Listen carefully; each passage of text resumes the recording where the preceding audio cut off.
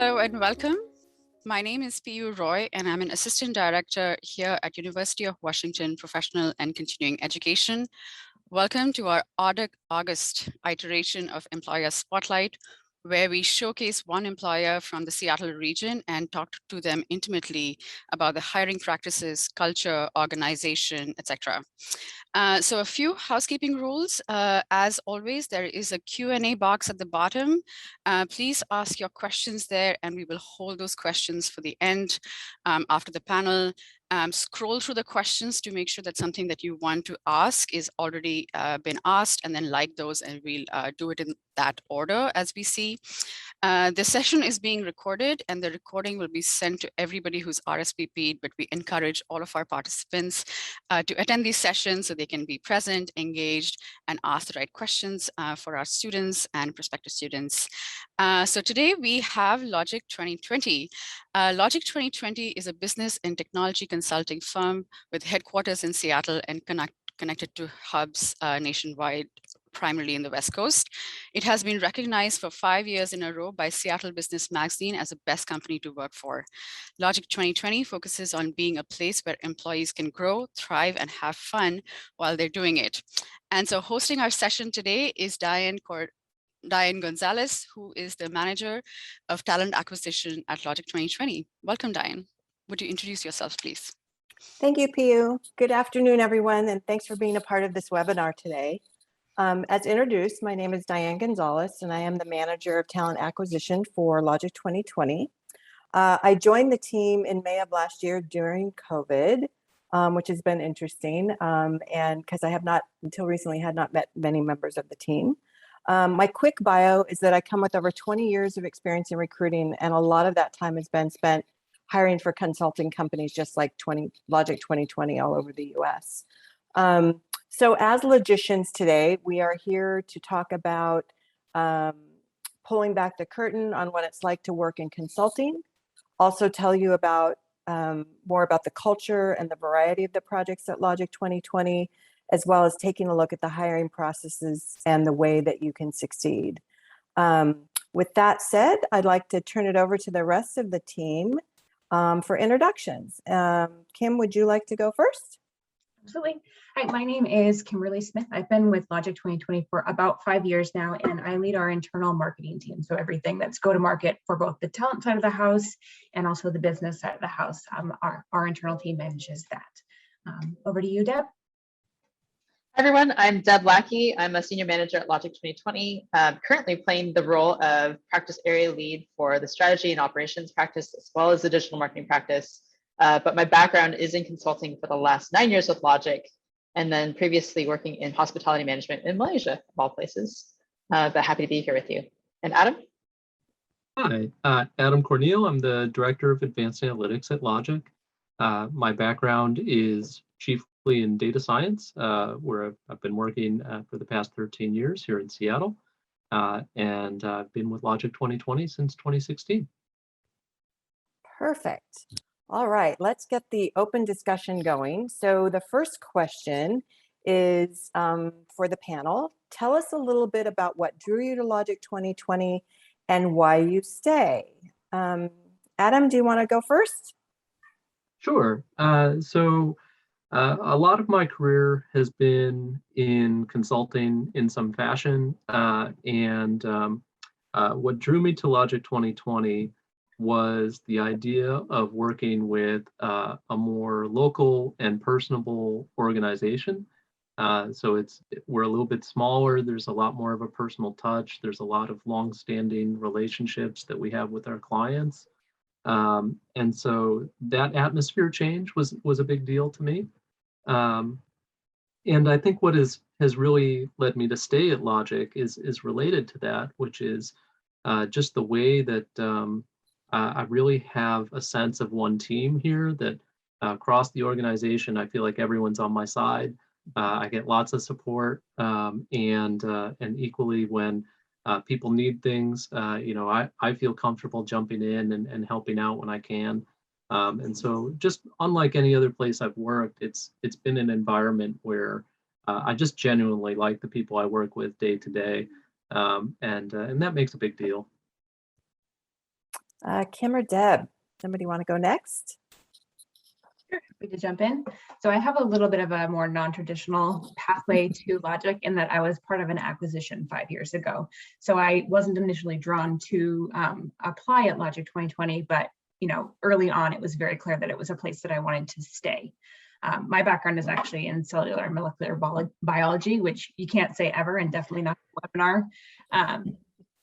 So I did bench research for 7 years, and when I transitioned to more of a business role, Logic has been such a great opportunity and a place to learn and grow. I started my career in marketing at Logic and have since taken over leadership of that team and built it up to currently 5 people. The collaboration across the business between talent and consulting and sales is what keeps me coming back every day. People want to participate, everybody's lean in, we want to achieve new things. And it's a small enough business still that you can really impact and influence things and make changes. So it's a lot of fun to come in every day and keep choosing Logic 2020. Deb, how about over to you? Yeah, I guess of the 3 of us, I came in at the earliest in my career. So I joined fairly soon after I had graduated university from UW, actually. So hi, Huskies. But I came to Logic because it gave me a lot of exposure to a lot of different things. I wasn't really sure what I wanted to do when I grew up at that point. And Logic afforded me the opportunity to try a bunch of different things. So I bounced around between marketing projects, content projects, data visualization, marketing pillars for product teams. It's been a lot of fun, and I've kind of settled on what my major is in my consulting world. But what keeps me at Logic is actually the ability to grow alongside the company. When I first joined, I think we were under 100 people, and now, keep me honest, Kim, but I think we're at 300 plus. Right around there, yeah. Yeah. And through it all, I don't feel like I've ever gotten lost at Logic. I'm known for who I am and what I bring to the table. And Logic's been really great about working with me through moving and working remotely before the pandemic. And now I'm kind of in Puerto Rico. So it's a lot of moving that I've done with the company, and they've changed with me and met me where I was. And now as a new parent, I'm also able to spend a lot of time with my son at the same time. So that's super important to me as a person, and enables me to do my best work at Logic. Awesome. All great information. So let's move to the next question. All of you work in different areas of our business and have had different experiences. And I'd love to get each of your takes on what it looks like to work in consulting. So Deb, let's start with you, and Adam can jump in. Yeah. Frankly, when I started my journey with Logic, I wasn't sure exactly what consulting was, but I quickly found that we're brought in primarily for our perspective and our skills. Most often our clients have been looking at a problem for a long time. They've tried to solve it on their own and have tried several different attempts and have come up with various levels of success. Or they find that it's just something that they have no idea how to approach, and they need to bring in some hired guns to help them. And so a day in the life for us, for me personally, has often looked like kind of getting in with the client and understanding, what have you tried in the past? What's the problem that you think you're facing?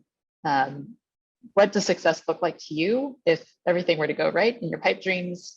And realistically, what can we do to get there?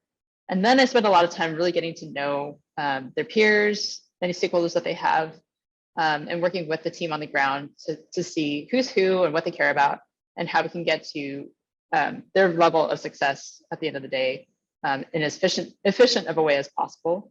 And so I do that through building relationships and kind of understanding the nuts and bolts of the work as well. So again, drawing on what they've tried in the past and their prior experiences, but also formulating an approach to get us to their idea of success through drawing on my past experience and the experience of my peers. And then we iterate over time. So we break the work into bite-sized chunks and make sure that we're at an appropriate level of detail to get to the next iteration. And eventually we come up at the end with something that the client hopefully likes. And if it isn't something that they're expecting, then we kind of work with them to see what we can do to make it worthy of their expectation. But that's a super high level view. I'm happy to go a little bit deeper as we go, but I'll toss it over to Adam.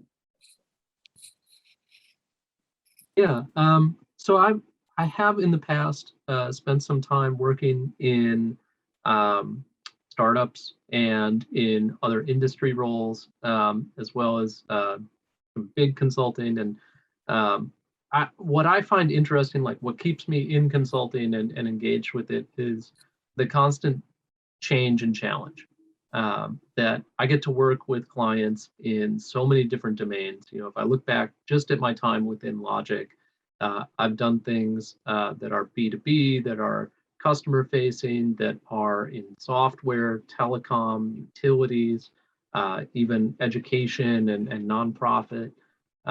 That's really exciting. And the other aspect that goes hand in hand with that is I'm always looking to learn new things, and the challenges to and impetus to do so is always there.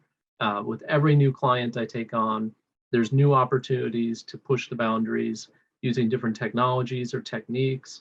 And so in a field like data science that my group is often operating in, and analytics broadly, there is so much changing all the time, and we get to take advantage of that, and bring that to each new client that we have.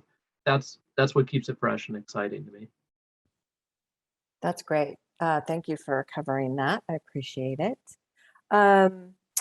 So let's follow up with, there is also business to be run. So there are internal teams taking care of those initiatives in addition to the consulting workforce. And that's where Kim and I come in.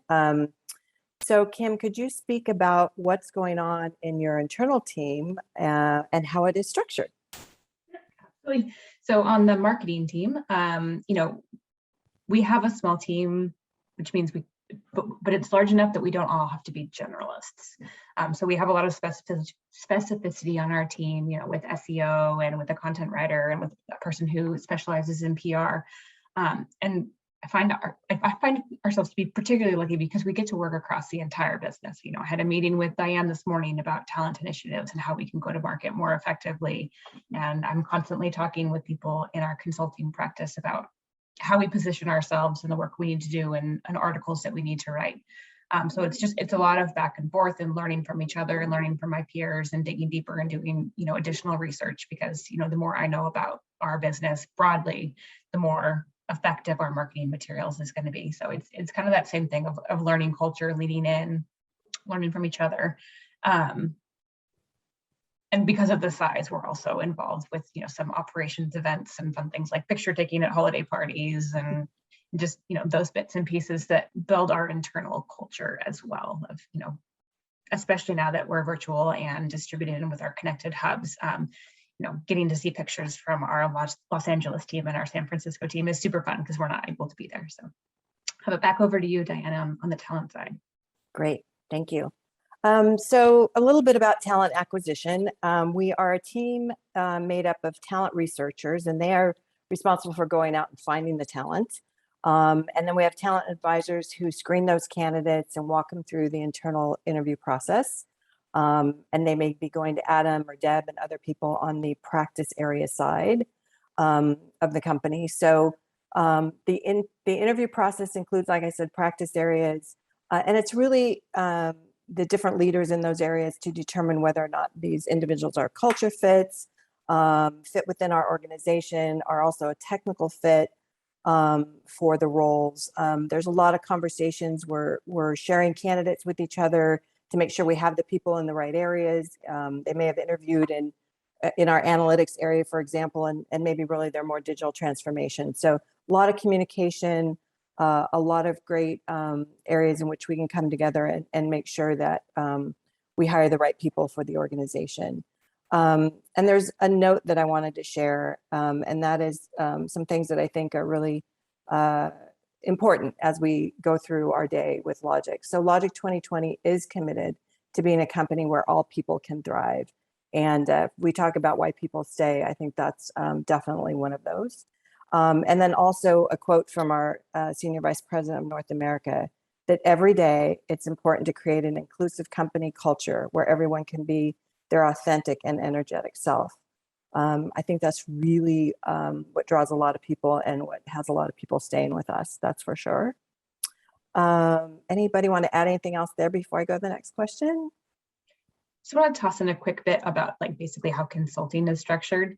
So in addition to having, a marketing team and operations and sales, we actually have consulting broken apart, which is, it's more functional, but it also creates another opportunity to build culture in the analytics space and in strategy and operations. So just wanted to call that one last bit out. Great. Any other notes? Okay, let's move on to the next one. Next question. How would you guys describe the company culture at Logic 2020, and how has it changed since we've shifted to remote working? Deb or Kim, you want to go first? I'll go. I would describe the culture at Logic as primarily fun. We're a whole bunch of weirdos. We bring a lot of different strange elements from our background, and it all comes into a blender to be a really fun, dynamic, vibrant workplace. So, I think Adam touched on this, but I think we all genuinely really enjoy working with pretty much everybody in the company. We share a lot of our personal selves as well, like our kids, our pets, houseplants, etc. And it's really fun to just get to know people, especially in this virtual setting where, now our world is opening up beyond the walls of our physical office. And so now we're able to connect a lot better across our various delivery hubs. We do work really hard. We try to do right by our clients as much as we can. We leave it better than we found it.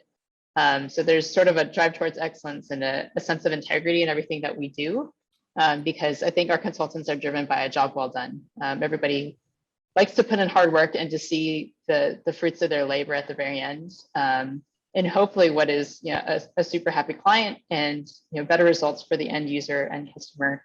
And if that's making a process faster or cutting costs or giving people a better picture of the customers that they serve, we're all about that. And that actually is really exciting to us. But I think also, we want to give back as well. We have a lot of internal initiatives that our consultants champion. Some that come to mind, there's a women's group that meets all the time. They do coffee chats and sort of internal mentorship. Volunteer committees, DE&I is a big thing.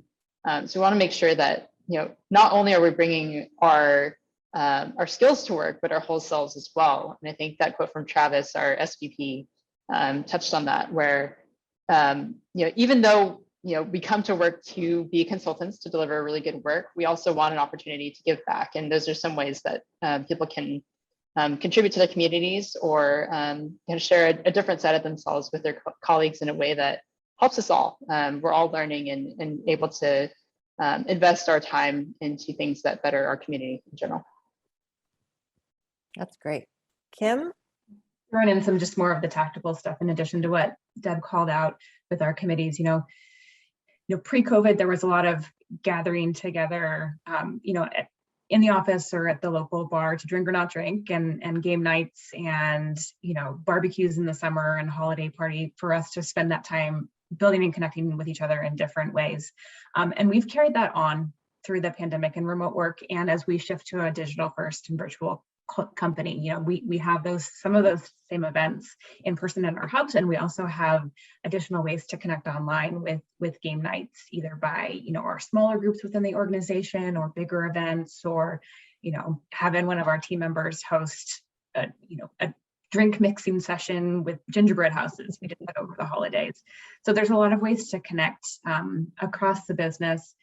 And we're also building community in our culture, in those individual practice areas through things like a developers community where folks are really open daily, with an open Teams channel and ways to ping each other and learn from each other and ask hard questions and get to those solutions. So those are really, they're cultural components to us, because we care about each other, we care about the work that we're delivering.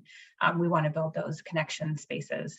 And we're continuing to test out new things like opportunities to have water cooler chats that are more organic than having to, specifically team somebody, so that you get those extra touch points and hallway conversations that they're fun to have. So we want to try and recreate them in different ways in the virtual experience as well. That's for sure. I think one word I use a lot when I'm doing my interviews with potential candidates is that Logic 2020 is very welcoming. And it was unbelievable how welcoming it was. You know, I joined again during the pandemic. So they really, how can a company make us feel welcome during that time? And we do everything that we can to make people feel welcome. You know, all the things that Kim mentioned, Deb mentioned. We do coffee chats regularly. We have small groups get together for happy hours online. It's just a lot of different things that we can do to make people feel like they're part of the culture. Anything to add, Adam? Yeah, I wanted to add just two things. I agree with everything you're saying. Like, I'm very proud of the culture that we've developed at Logic and how that feels. I think you can also see it reflected in the kinds of work that we do. So there are many projects that I'm just outright proud to be a part of it. You know, we do work that is supporting COVID vaccination initiatives. We do work in global health more broadly to fight disease. We do work in wildfire prevention. So, you know, while those things are not explicitly part of our mission, we're a technology and business consulting firm. They become part of it, I think, because of the way people are authentic about what they like to work on and the kinds of opportunities that we seek out because of it. And so there's really a pride in the work that I like.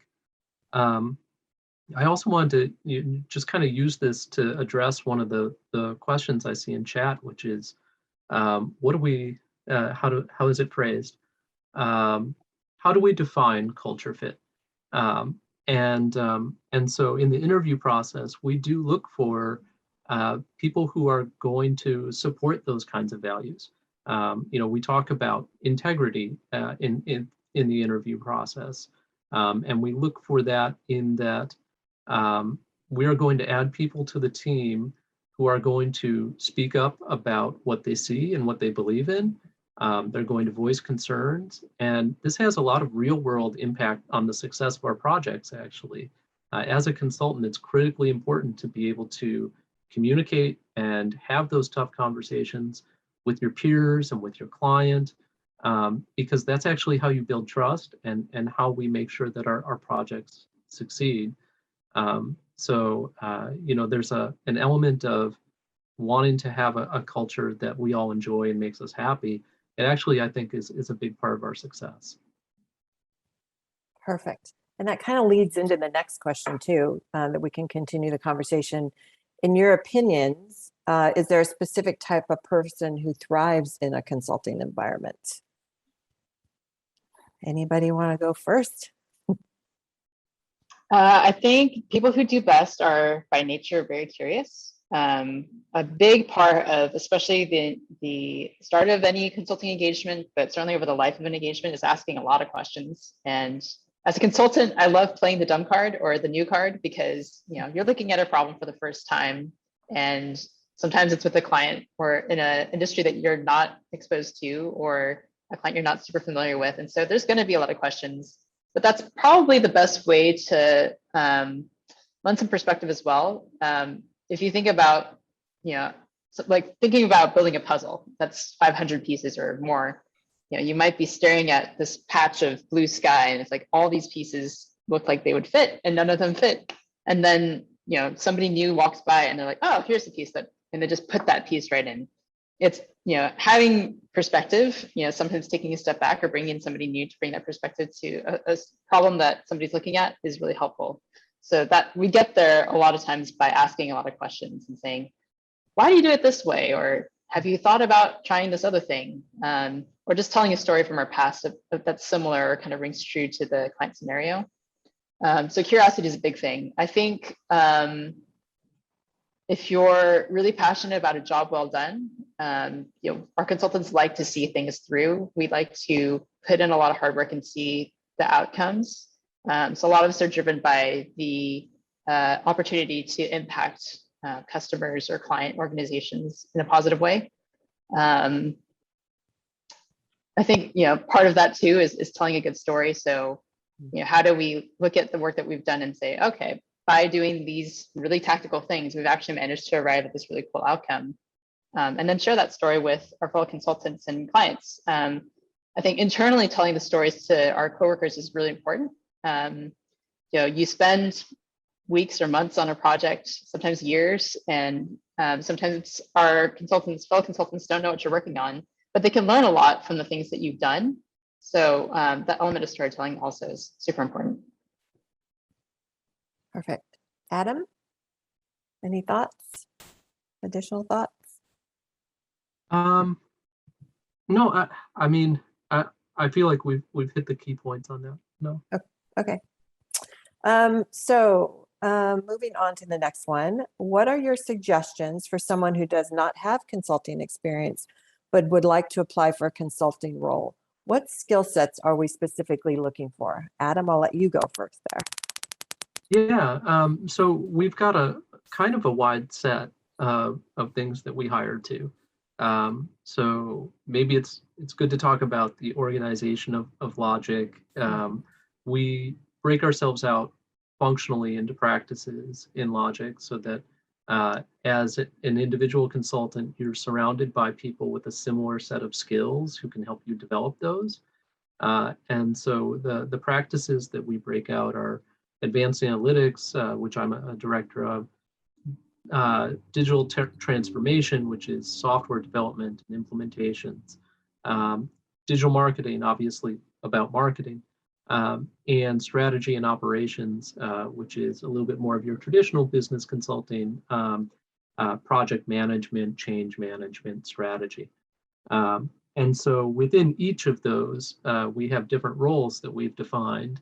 And so the skill sets vary quite a bit between the technical end of the spectrum for data engineers or Java developers or DevOps folks, to more of the business side of the house, where you've got BSAs and project management and Scrum Masters and change management.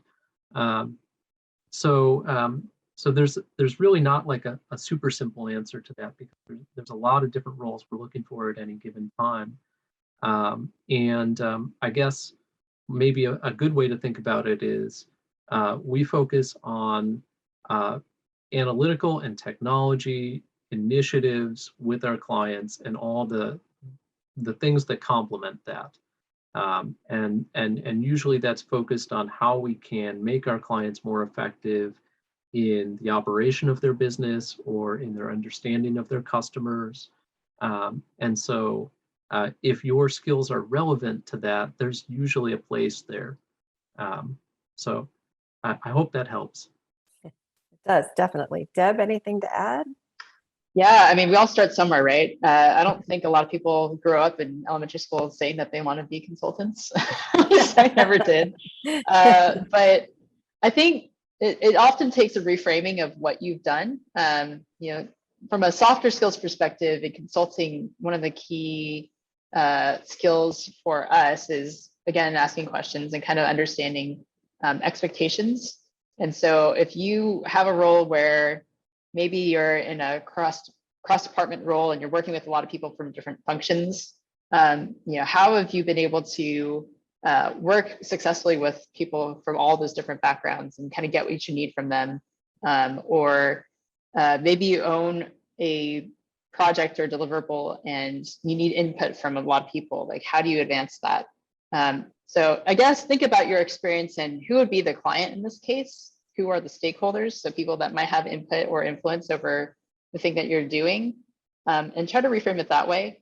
The skills are an incredible piece of consultants that we hire, but we are looking for people that have those interpersonal skills as well. So it's kind of a blend. I don't know if there's a really easy answer for it, but it helps to kind of be able to talk to how you manage expectations, how you manage tough timelines or change of direction in a fast-paced environment. If any of that is in your resume, then it's probably just putting a lens on it for consulting. Perfect. Thanks, you guys. So the last question that we have, maybe we'll add more. What does the hiring process at Logic 2020 look like? So I will field that one.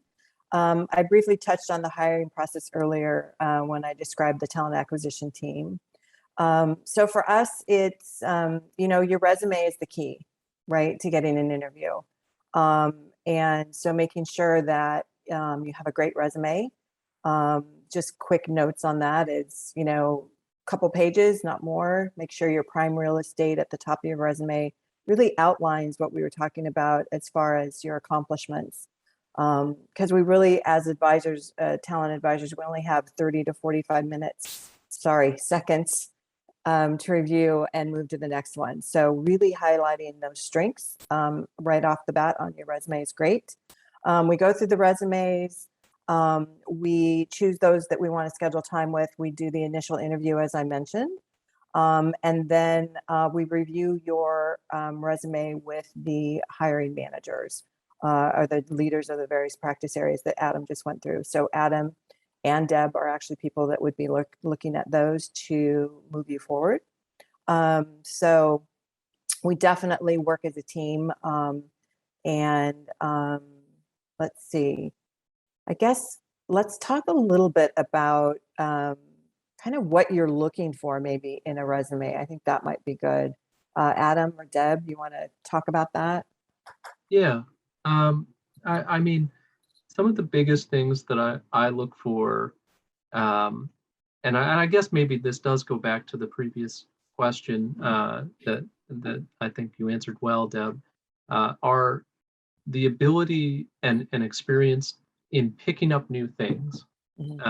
And so you mentioned that curious mindset. I like to see that represented somehow. That you, in your experience, whether it's academically or professionally, have not been afraid to try out new problems and dive in deep with them. I also look for experience in communicating amongst a team because that communication skill is so important to us. And lastly, and maybe this is a bit more for me on the technical side, I look for pragmatism. Sometimes academic discipline is great, but not something that we can drive to the depth of in a consulting context. We have to make hard choices about how we spend our time and ultimately our clients' time and budgets. And so having that pragmatic mindset about finding 80-20 kind of solutions to things can be really important. Definitely. Yeah. Anybody else want to add anything here? Yeah, I'd say, and kind of a left turn, even though I do enjoy looking at, the very classic business consultant profile, I also enjoy looking at people with varied backgrounds. Certainly within the strategy and operations practice, and I think to some degree with the other practices as well. A lot of the value we bring to our clients is perspective. And so, we've had people with political science majors, art history backgrounds, Kim with molecular biology. I can't believe I said that without too much trouble. But it is about, what is the perspective that you bring and how are you sharing that? But as Adam touched on, the communication piece is really important. If you're more experienced, have you found a niche for yourself and have you been able to find success there? And if not, then what have you learned from it? Are you able to look at the work that you've done and speak to impact that you've made? So if you were working on a process, did you make it some percentage faster, and what was the actual impact to the stakeholder or the person who you owe that deliverable to at the end of the day? And then, it doesn't hurt to run your resume through spell check. I actually do pay attention to all those things. I think typos are normal in this day and age, but not too many. I want to see that you have a sufficient level of being detailed, because that's important in our work. Perception is built off of snap interactions, and it's really important to put a polished presentation forward. So I do pay attention to that. So polish up when you're writing. Yeah, and definitely on your LinkedIn as well. We do use LinkedIn as a tool to find candidates, not the only tool, but it is one. And we're often seeing incomplete profiles on LinkedIn. And so we may not, reach out to you if there's an incomplete profile, because we really want to see what you've done as best we can through the resume. That's our first look at you. And so, and typos on LinkedIn as well. I see those more and more these days. So yeah, accuracy is pretty important. So anything else, anybody on resumes, our hiring process, anything? I guess if you end up making your way into an interview with us, one thing that I'd love to call out is a lot of us work on teams and we deliver some pretty incredible work through teams. And so that might be on your resume or your profile, work that you've done with the team. But I would definitely want to know what you specifically did. And so be prepared to talk to that either directly in your resume or in the interview, because we'll want to zero in on your piece of the work and how you drove things forward. That's really important. You know, a lot of times we think we're not supposed to talk about ourselves, but remember that interview is the one time. The resume and the interview is the important time for you to talk about yourself. If you start the process with us, you're connected to a talent advisor such as myself. We will go through the information about Logic 2020. You'll be interviewed again by one of the people in the practice areas for best fit. Next, you know, they're the ones that have the expertise on the projects that are going on.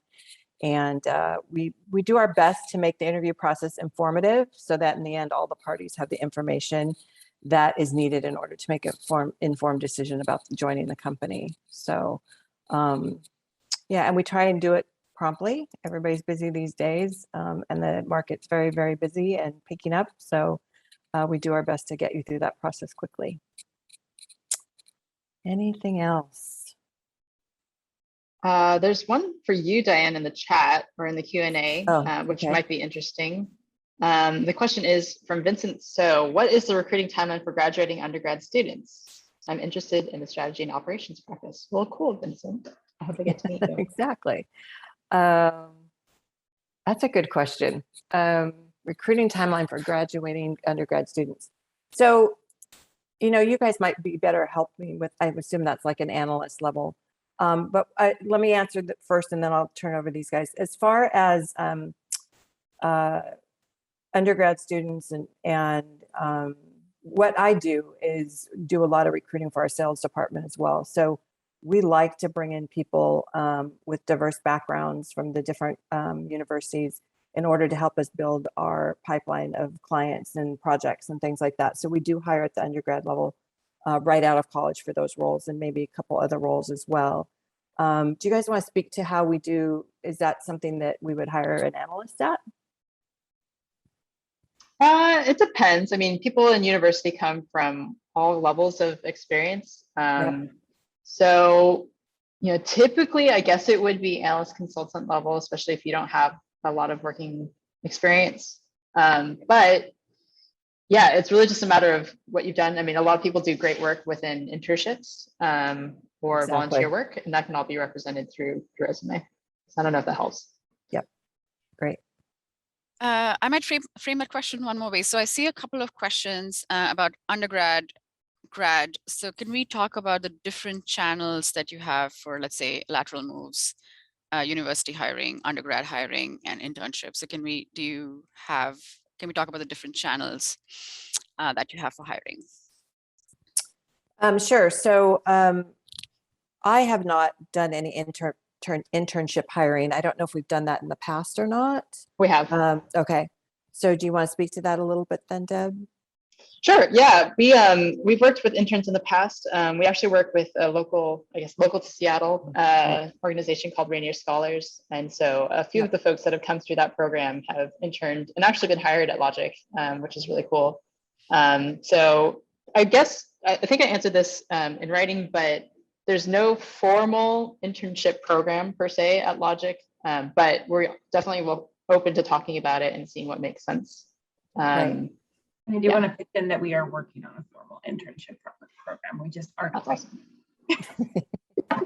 And as far as undergraduate and graduate goes, you know, it's about knowing, again, as Deb mentioned, your experience and what you've done so far, not only in school and school projects, but what you've done past school.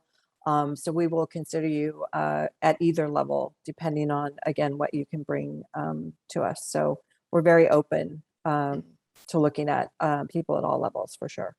Okay, and we have covered this a few ways, but I think I see a couple of questions about the interview process. So covering resume, cover letters. Do you look at cover letters? How much importance do you give? Are there technical case questions? How many levels of interviews? And I'm trying to find all the other interview related questions. So what does the interview process look like? What are you looking for? What are some red flags that you've seen?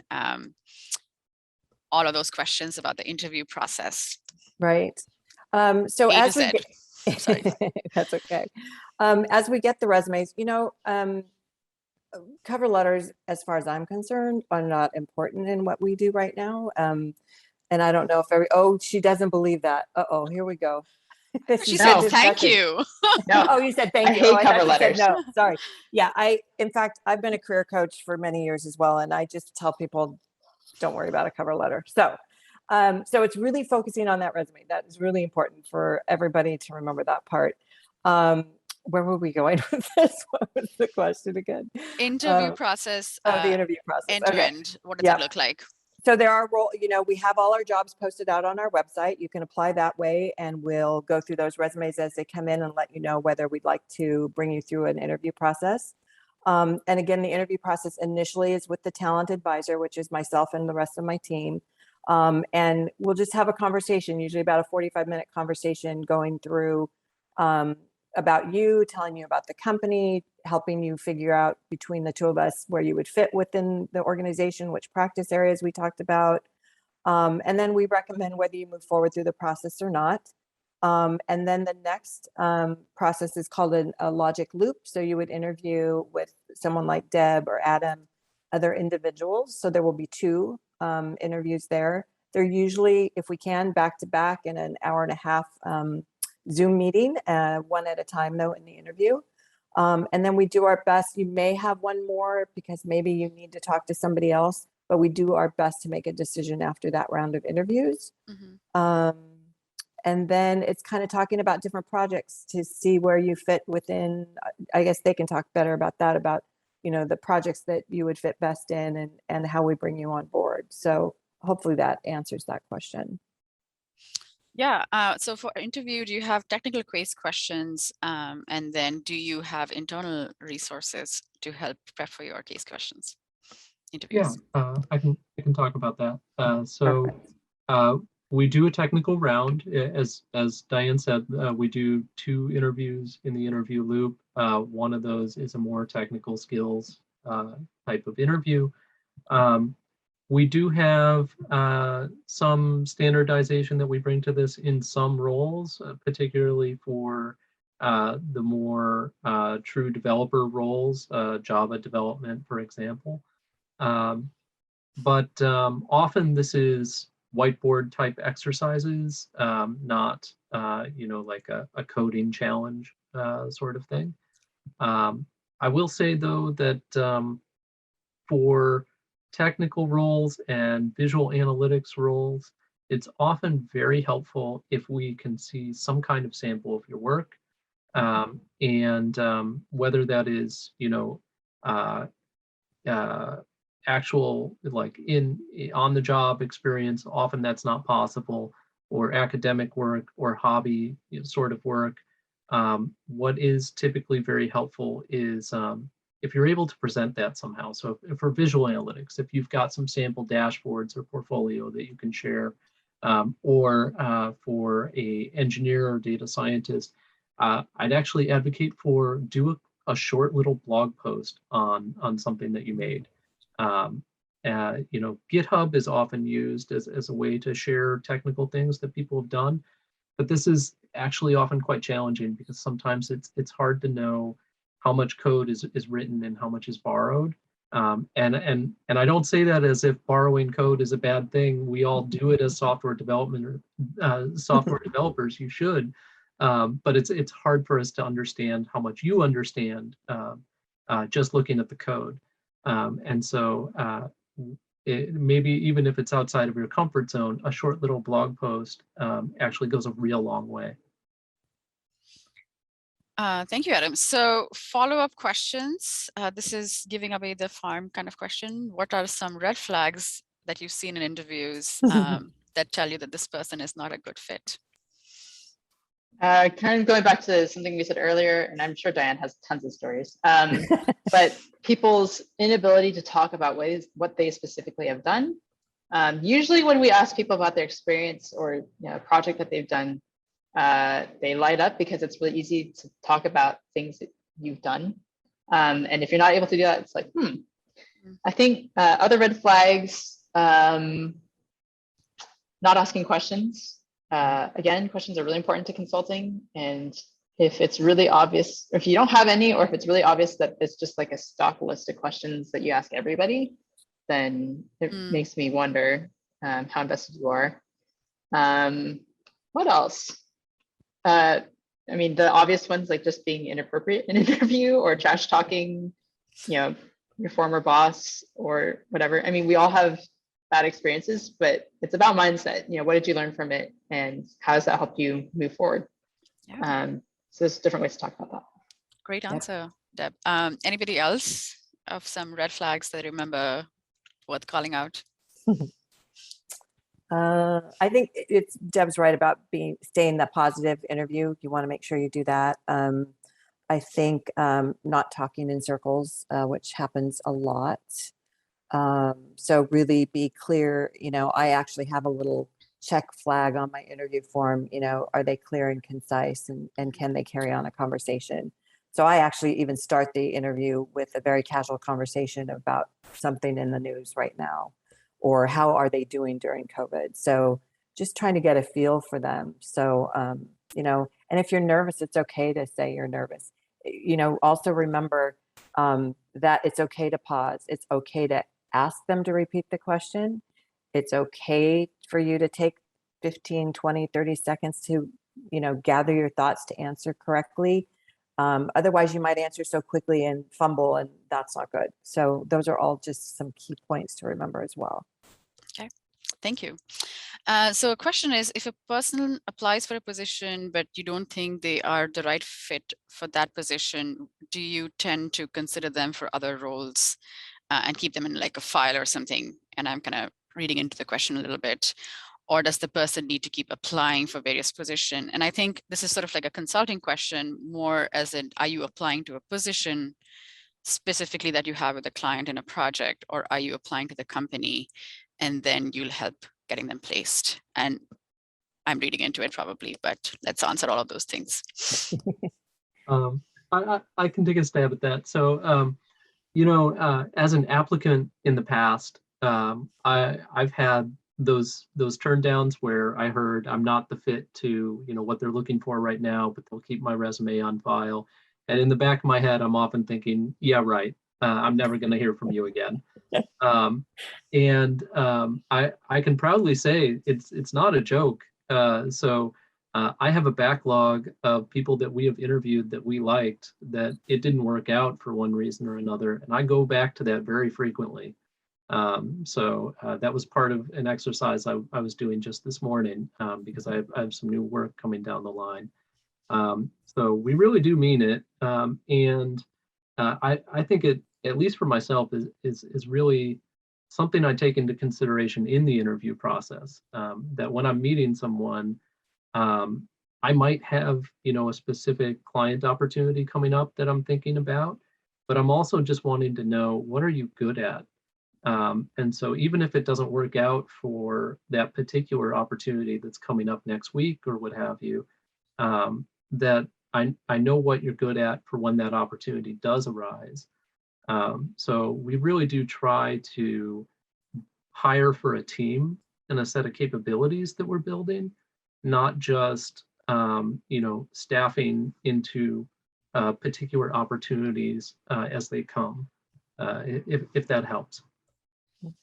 Yeah, the other thing I'd jump in and say, there are some consulting firms out there where the consultant is responsible for finding their next work. That is not how we run. We have a whole sales team that is dedicated to finding opportunities that are really cool for consultants to work on. So while we do encourage people to make organic connections while they're on projects, it is not necessarily your responsibility to find your next bit of work. And generally, we prefer to keep as much talent in-house as we can. So even if that means, somebody really talented wants to try a different line of skills, we've worked with people for them to change practices or to try new things that align with their interests. Some people don't cleanly fit between two different categories. Wow, what a concept in 2021. But we try to work with that as much as we can because we like the people that we work with. They're all really smart and talented, and there's almost always some fit for them within our doors. Thank you. So I'm seeing a couple of questions about people from non-consulting backgrounds and how they're thinking about getting in. And I know we addressed this, that you have a lot of people from various backgrounds and things like that. So I guess I want to ask in a way, how do people from different backgrounds highlight the experience? What are you looking for? And how do they relate their experience to different? So I have a person who's saying they're not from business, without a background in business, somebody who's from engineering, somebody who's from healthcare, and wanting to move into consulting. And so let's talk about maybe some specific examples of people who've made the pivot through Logic 2020 and how they were able to showcase their skills that they brought in. Yeah, Adam, do you want? Okay. Sure, I can give one of those. So I have someone on my team who was new to consulting, and he's in my visual analytics team. And he's built a really great name for himself in the last 2 years, building up trust with his clients. And I think that he's been able to do that because he brought his expertise and experience in doing the primary work and combined that with taking this consultative mindset, like being really communicative with his clients and really understanding what they need. And I think that's what's needed to make that pivot, is that you have to be able to take on the mindset that you are operating in an iterative advisory sort of way. And the key to that is communication. So I think that it is a pivot that many people have done inside of Logic, but it does require a little bit of a mind shift there in order to get it done. Mm-hmm. So is it a struggle for someone without a specific background in IT to get into tech?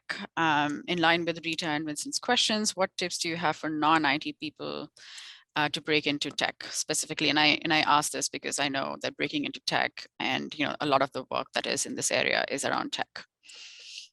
Right. So we have business projects as well. So they may sometimes focus around technology and sometimes not. But in our strategy and operations group, for example, we may have a change management role or a project that we're working on. So maybe the organization is going through some type of change, and they need a project manager with that background. So they don't necessarily have to have the technical background. So, when we talk about being a technology and a business consulting firm, that's what we mean. So if you come in on the business side, there's ways for you to learn the technology as you go through your career with us. That's the growth piece, right? If that's something you want to do.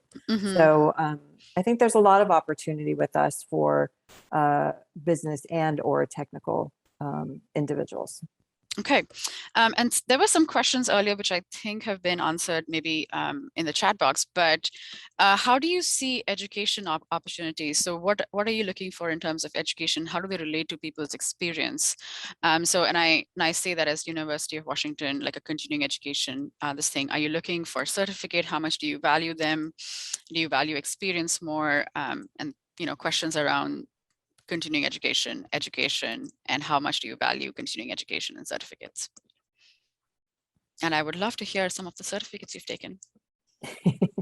So I went through a certificate program at the UW in data science many years back.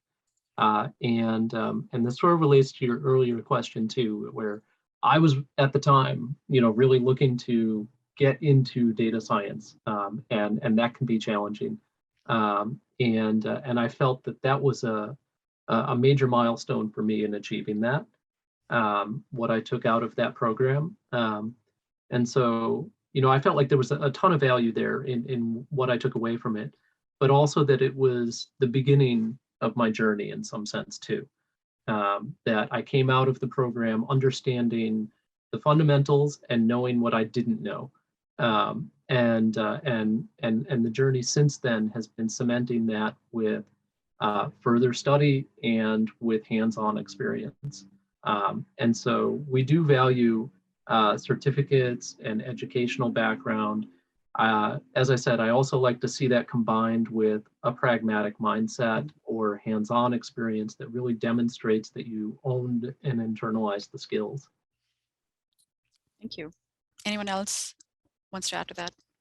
Yeah, controversially, I think I put this also in the written answers. And sorry, my internet went down, so I'm on my phone. I think that on the ground experience is actually really, really valuable. I think of consulting as both an art and a science. And so for people with all the certifications in alphabet soup, I don't want them to lose sight of the art of consulting as well, because at the end of the day, it's a client services business. We need to be able to kind of understand the business priorities that are at hand and what our clients are thinking about, what's keeping them up at night, and how we can put a plan together to help them. And so no certification is actually going to teach you that. You can pick up tons of certifications on the way as well after becoming a consultant. So ones that I have are Scrum Master, and I have studied for the PMP, but I can't bring myself to take it because I hate it. But you know, there's room for both, and I think don't count yourself out if you don't have it. Okay, so maybe this is a segue to the next question, and I saw one more question about this. How do you handle people who have more experience, are probably in the older spectrum of experience? How does your company handle, you know, any bias around them? And are you open to them learning new skills and joining new fields? Yeah, definitely. You know, we have, you know, the diversity, equity, and inclusion group, and, you know, there's all sorts of roles that we can place people in. So we value people at all levels, whether they're, you know, recent college graduates or whether they've been in the industry 25, 30 plus years. I fall in that older one myself. So it's the experience that we value, right? Whatever you can bring to the table that will help ourselves, you know, with our clients and be successful. So yeah, I don't think that matters for us. All right, we are at time. Any last thoughts anybody would like to say very quickly? No, great. Okay, thank you. No, that's totally fine. We covered everything. Thank you very much, everybody, for being with us here. We do this monthly. We're taking a break next month, but we'll be back in October. Yes, October. Thank you, everybody. We are very proud to have you, a local company, a great company, and we hope to have you back next year. All right. Thank you very much. Thank you. Thank you. Thank you.